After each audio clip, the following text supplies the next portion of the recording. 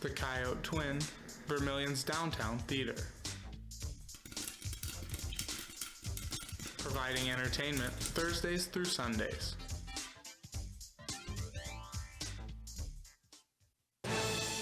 Coming up, we find out more about the construction of Vermilion's new elementary school. And a student group speaks out to the Vermilion City School.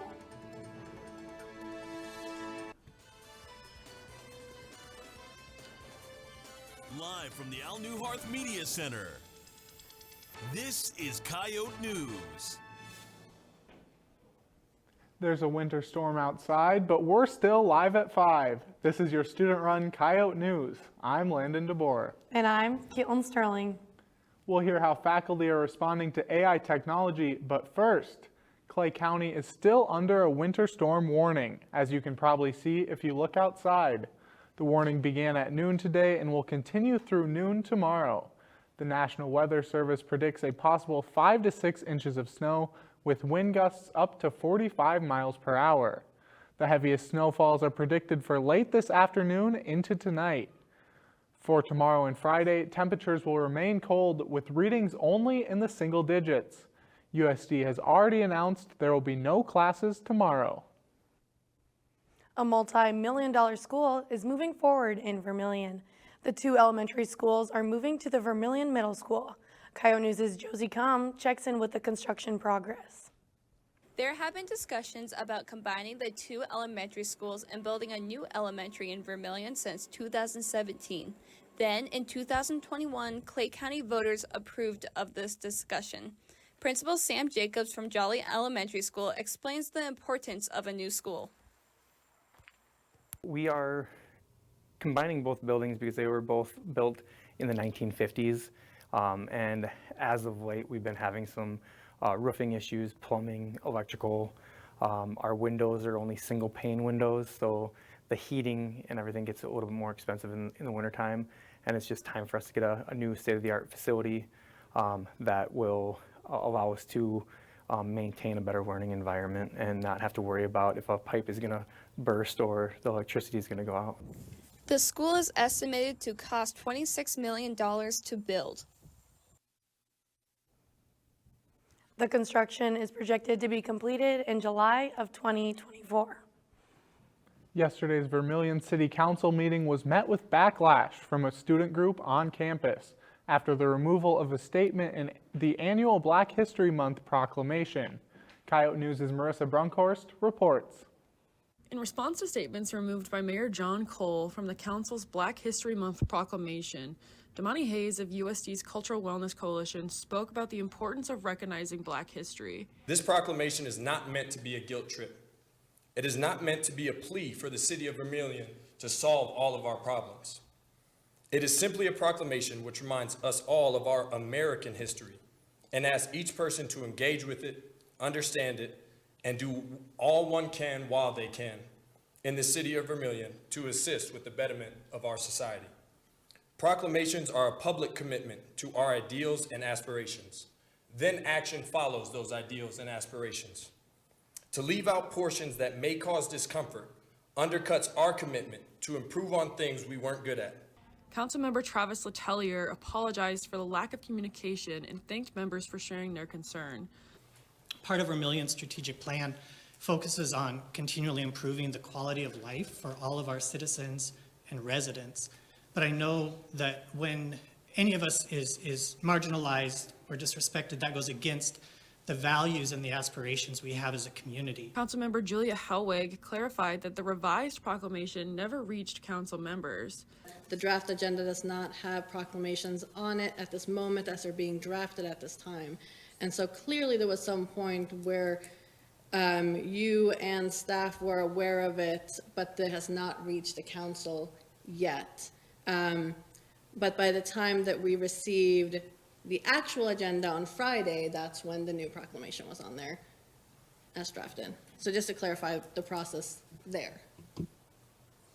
There was no motion to restore the proclamation to the original. For Coyote News, I'm Marissa Brunkhorst. Thanks, Marissa. The CWC will meet again in early March.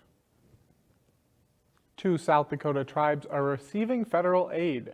The Biden administration and FEMA are reacting after large snowstorms devastated the Rosebud and Oglala Sioux reservations. The Christmas storms made travel nearly impossible, and there were some reports of Pine Ridge residents burning clothing to stay warm. The funds will be shared with local tribal governments and the nonprofits that assisted during the storms. Coming up, how AI is affecting the academic works of students. Hi, I'm Quinn Guinette, president of the Anime Club. And sure, we watch a lot of anime and talk a lot about manga, but the club, it's so much more than that. It is really a place for people with similar interests to come together. This is a very relaxing environment. There are tons of snacks, places to study, and a bunch of different types of anime we see every week. We meet every Tuesday in Become Room 340. So please, come be a part of this community.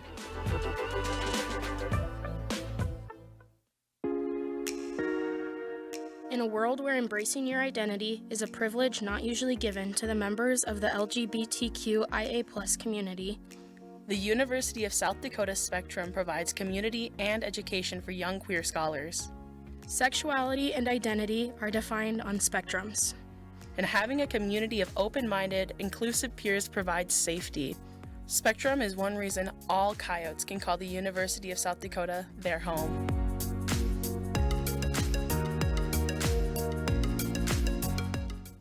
This is Coyote News. Drive-through employees have a lot to deal with, but a drunk driver at 8 in the morning is a little out of the ordinary. Sunday morning, Vermilion police arrested a man who was driving drunk after stopping at a local drive-through. The employee noticed the man drinking a bottle of vodka at the window and notified the police. The employee then stalled on getting the man his food until they arrived. In a Facebook post, Vermilion PD wrote, "Pro tip, don't drink from a bottle of vodka at the drive-through window.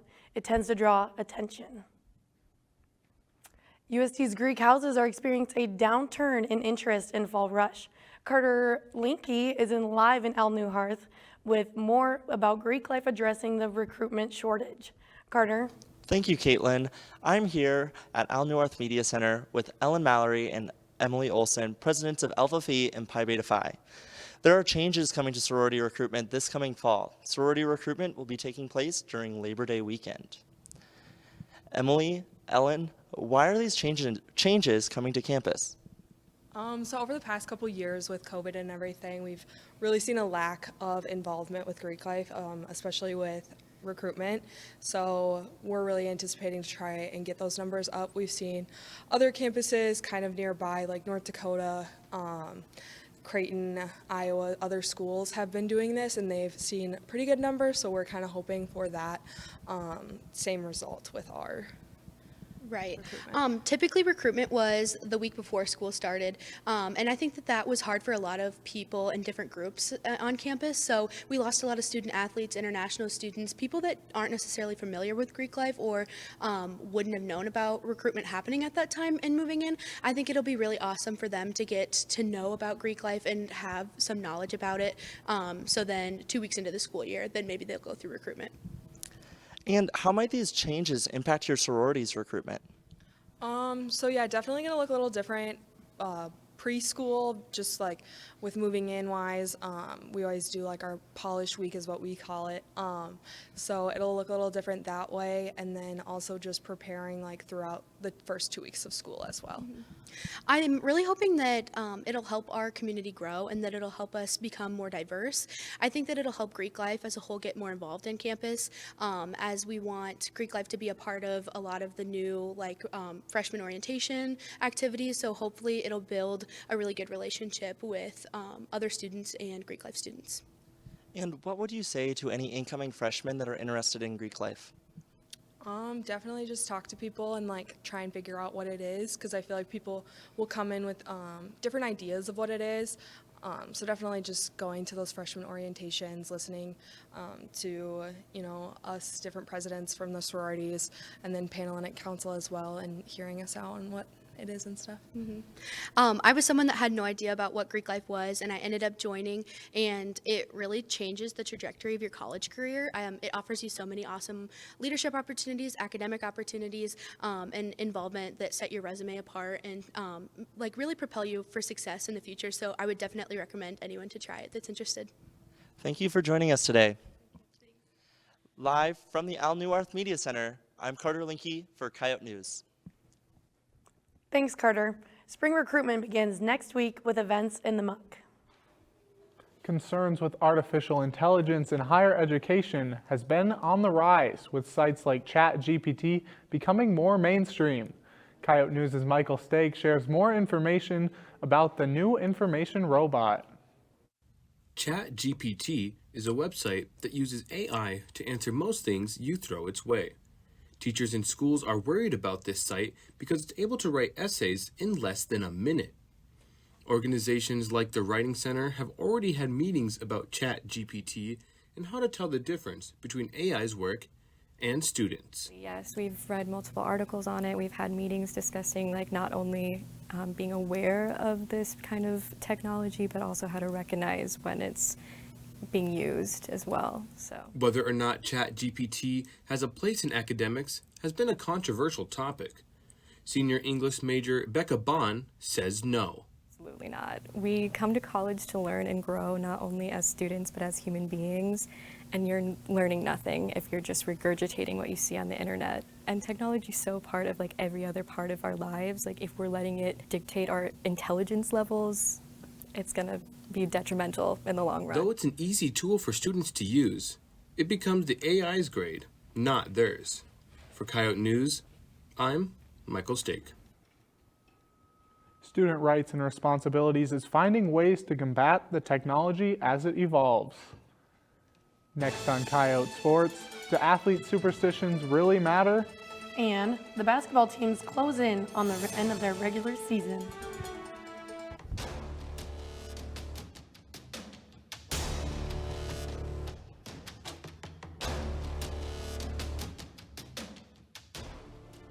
Day in and day out. From one field on to the next. Dedicated, restorative, and driven. To the American farmer who represents the roots of our country, we thank you for all you do.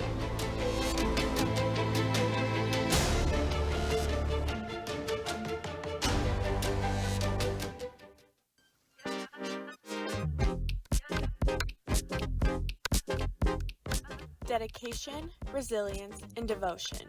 These three words define the USD dance team. As ambassadors of the university, the collegiate dancers engage the crowd on game days, connect with the community through events, and prepare for the UDA College National Championship to represent the university. Dance team is more than just a sport, it's a passion. Goes on three. 1, 2, 3, go!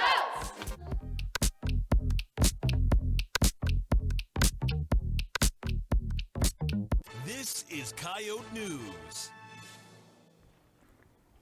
The basketball teams close in on the Summit League tournament. And we see how athlete superstitions impact their play. This is Coyote Sports. I'm Callie Connors. And I'm Sydney Colin. The women's basketball team will play against Oral Roberts in Oklahoma tomorrow night. They split a pair of Summit League matchups over the past week.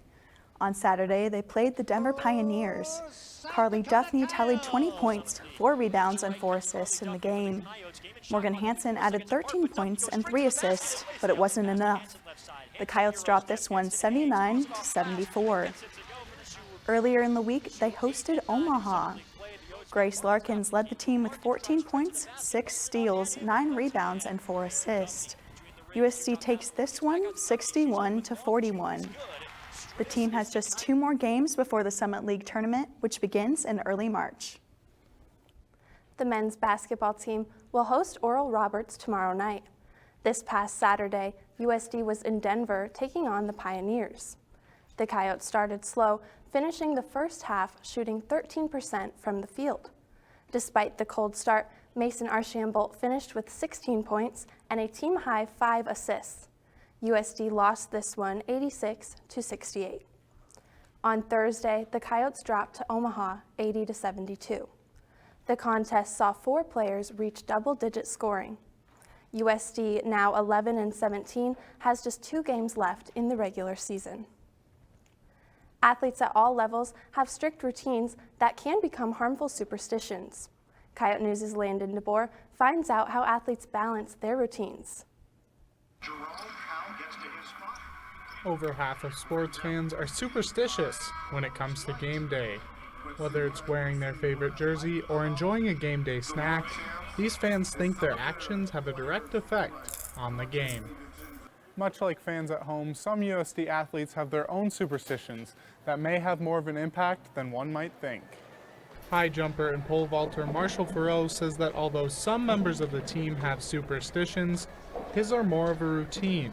My whole routine on jump day is kind of a superstition in a way. I kind of follow the same steps throughout my day, or like right before I jump, I do the same warm-up. I think it just kind of gets me in the right mindset to perform, I guess.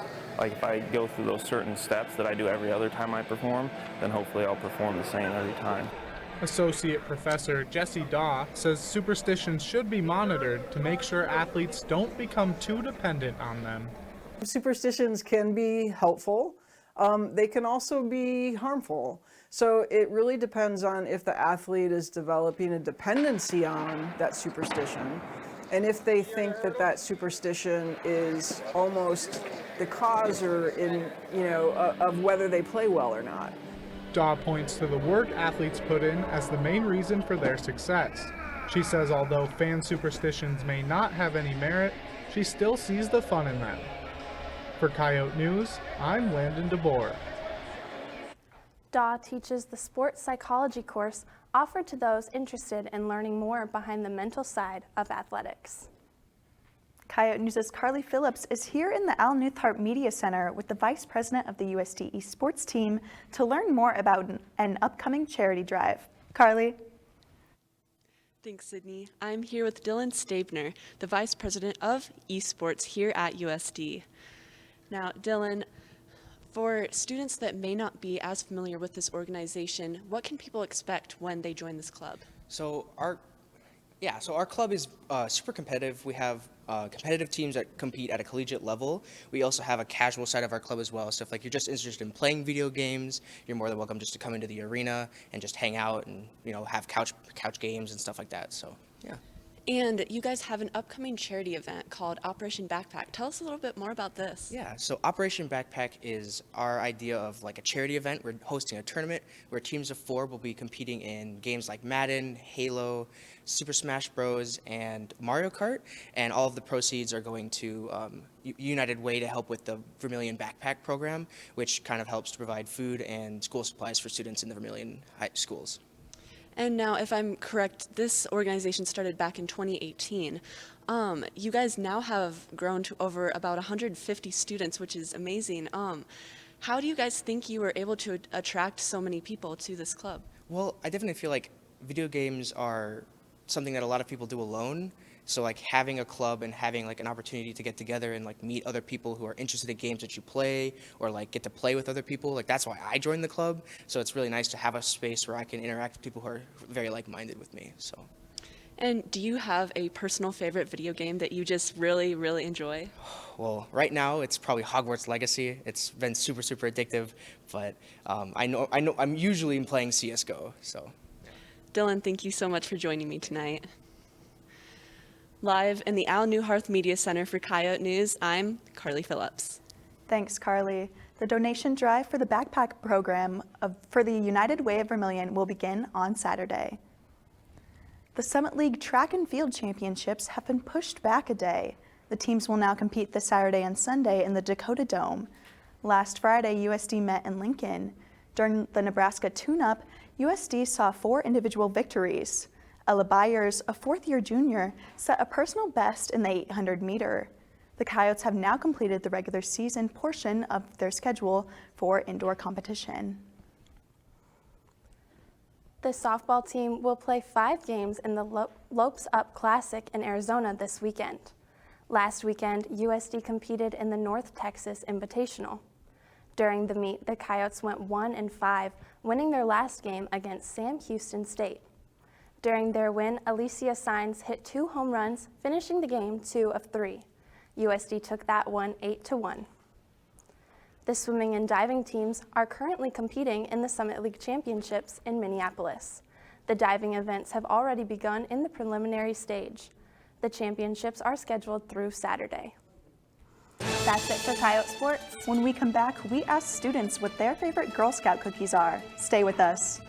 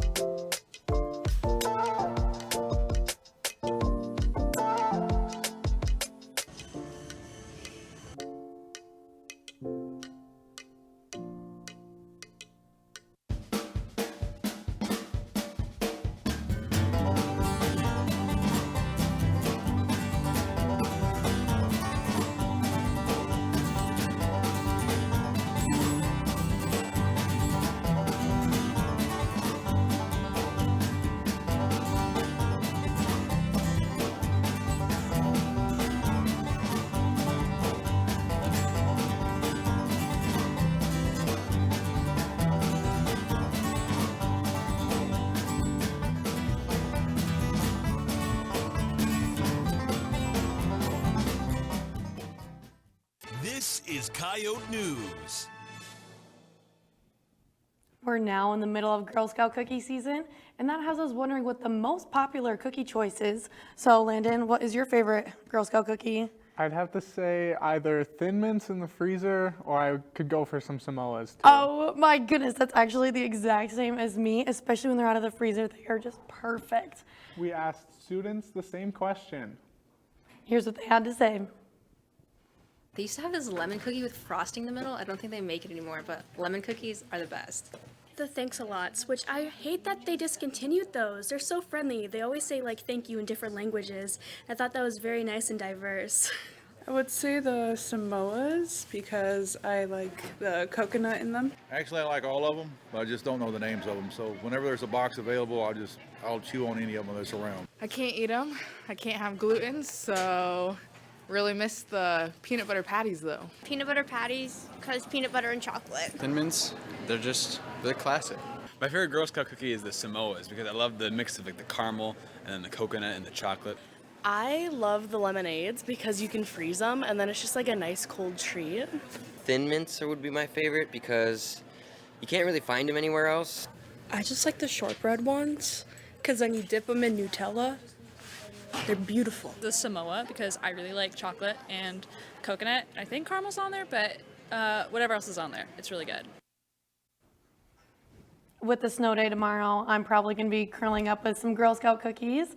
But let's see what our Twitter followers had to say about what they're doing tomorrow. And it looks like the options are staying in, catching up on homework, or going out with friends.